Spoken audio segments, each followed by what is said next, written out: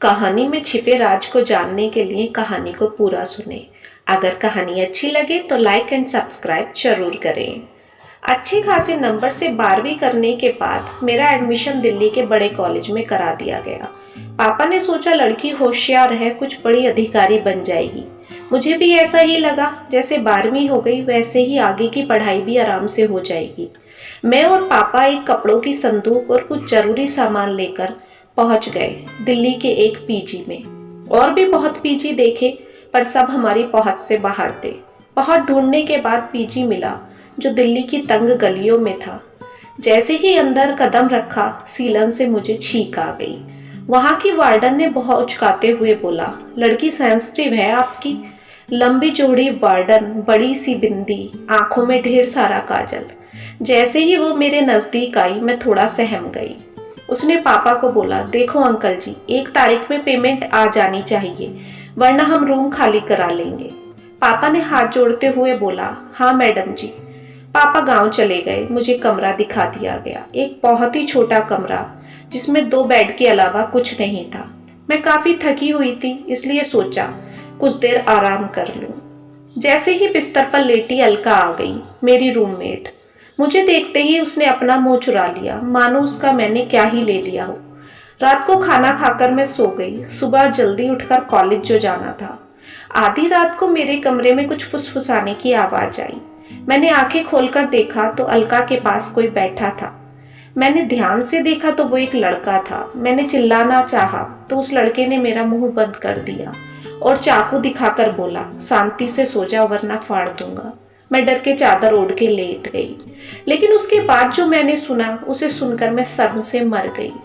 अलका के करहाने की आवाज मेरे कानों तक आ रही थी। अलका प्यार के उस सागर में डुबकी लगा रही थी जहां से दर्द शुरू होता है। वो लड़का अलका के साथ बहुत कुछ गलत कर रहा था और अलका हाथ जोड़कर रहम की भीख मांग रही थी।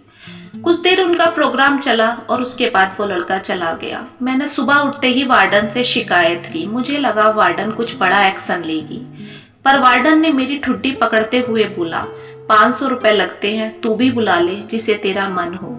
मैंने पूरा दिन दूसरा पीजी देखा लेकिन मुझे कोई पीजी नहीं मिला। मेरी मजबूरी बन गई उस पीजी में रहना। वो लड़का रोज आता और अलका को जानवरों की तरह दर्द देता और चला जाता।